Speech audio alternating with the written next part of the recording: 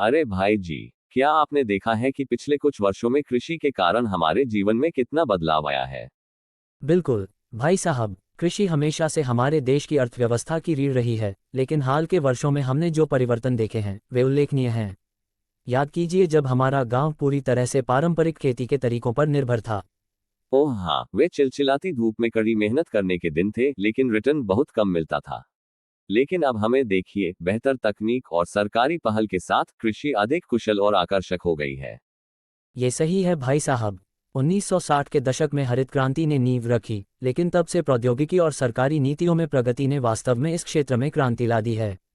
मुझे अभी भी याद है जब हमने पहली बार ड्रिप सिंचाई और उच्च उपज वाले बीजों का उपयोग करना शुरू किया था। इससे हमारी उत्पादकता में उल्लेखनीय वृद्धि हुई और पानी की बचत हुई। और हमें मशीनीकरण के बारे में नहीं भूलना चाहिए। ट्रैक्टर, हार्वेस्टर और अन्य आधुनिक मशीनरी ने खेती को कम श्रम गहन और अधिक कुशल बना दिया है।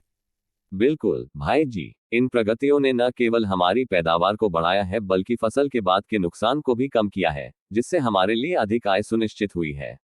सरकार की सब्सिडी, फसल बीमा और न्यूनतम समर्थन मूल्य जैसी पहलों ने भी हम जैसे किसानों को समर्थन देने में महत्वपूर्ण भूमिका निभाई है। हाँ भाई जी, पीएम किसान और किसान क्रेडिट कार्ड जैसी योजनाओं के कार्यान्वयन ने हमें वित्तीय सहायता और ऋण तक पहुंच प्रदान की है, जिससे हम अपने खेतों में निवेश करने और अपनी आजीविका में सुधार करने के लिए सशक्त हुए हैं। इसके अलावा कृषि विपणन में हालिया सुधारों ने हमारे लिए अपनी उपज बेचने के नए रास्ते खोल दिए हैं। इलेक्ट्रॉनिक ट्रेडिंग प्लेटफॉर्म की शुरुआत ने हमें व्यापक बाजार तक पहुंचने और अपनी फसलों के लिए बेहतर कीमतें प्राप्त करने में सक्षम बनाया है। बिल्कुल भाई जी, पारंपरिक मंडियों के बाहर अपनी उपज बेचने की आज़ादी ने हमें अधिक सौदेबाजी की शक्ति दी है और बिचौलियों की भूमिका कम कर दी है। कृषि क्षेत्र में इन परिवर्तनों से न केवल हम किसानों को लाभ हुआ है, उनका संपूर्ण अर्थव्यवस्था पर गहरा प्रभाव पड़ा है। ये सही है भाई जी।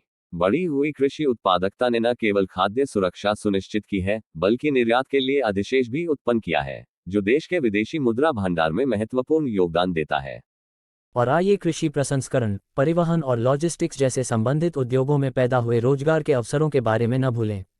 इसने ग्रामीण बेरोजगारी को कम करने में मदद की है और समग्र आर्थिक विकास में योगदान दिया है। इन सभी सकारात्मक परिवर्तनों के बावजूद भाई जी, हम अभी भी जलवायु परिवर्तन, पानी की कमी और बाजार में अस्थिरता जैसी चुनौतियों का सामना कर रहे हैं। तुम सही कह रहे हो भाई साहब। इन चुनौतियों से निपटने के लिए अनुसंधान और विकास, टिकाऊ कृषि पद्धतियों और बुनियादी ढांचे के विकास में निरंतर निवेश की आवश्यकता होगी।